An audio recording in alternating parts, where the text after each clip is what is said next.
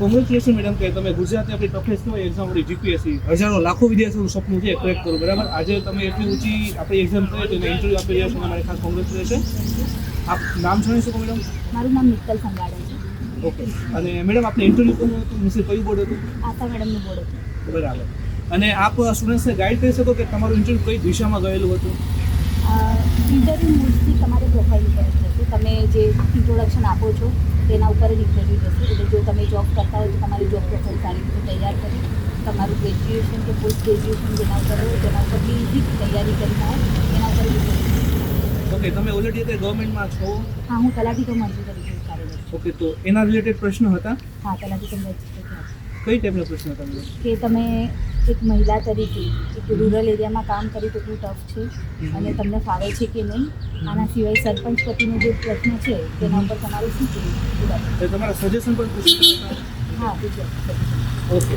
અને તમારા education background ઉપર પ્રશ્ન જાય છે તો હા, કેવા? જાય છે. મારું માઇક્રોબાયોલોજીનું હતું બેકગ્રાઉન્ડ, તો બરાબર. એના ઉપર મને પૂછ્યું હતું વાયરસ ને બેક્ટેરિયા બાબતે બધું. એટલે એકદમ બેઝિક તમારું એજ્યુકેશન બેકગ્રાઉન્ડ? બહુ basic. ઓકે. અને જો પ્રોફાઇલ ઉપર કઈ પ્રશ્નો આવે છે એવું કંઈ કે? ના, તમારે જો તલાટી કમ મંત્રી તરીકે જો જે નમૂના તૈયાર કરવાના હોય એ નમૂના યાદ કરેલા તો ચાલે.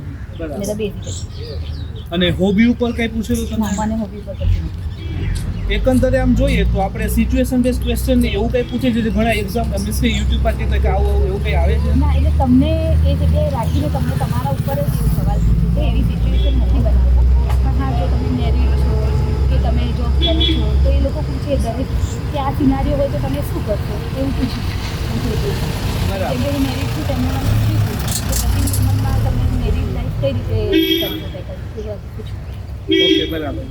અને મેડમ બીજી વસ્તુ કે જેમ કે આ જીપીએસસી છે બધા કહે છે કે હસમુખ કરાવે સાહેબ છે, તમારો આ પ્રથમ ઇન્ટરવ્યૂ છે કે અગાઉ? મારું આ પ્રથમ interview. અચ્છા. તો આમ કહેતા હોય કે ઇન્ટરવ્યુમાં જઈને થોડો ડર લાગે એવું ફીલ થાય તમને અંદર ના એવું ના, કે? બિલકુલ નહીં. બધા સારા છે, વ્યવસ્થિત હસી મજાકમાં જ ઇન્ટરવ્યૂ બતાવું છું.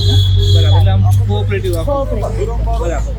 અને તમે આગળ જે વિદ્યાર્થીઓને ઇન્ટરવ્યૂ છે અથવા તો જે અત્યારે જીપીએસસી પ્રિપેરેશન કરી રહ્યા છે એને કંઈ સંદેશો આપો ઇન્ટરવ્યૂ કેવી રીતે પ્રિપેર કરવું કે આગળ કેમ તૈયાર કરી શકે એના વિશે કંઈ?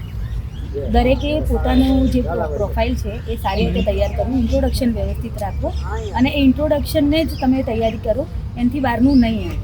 બરાબર. Thank you.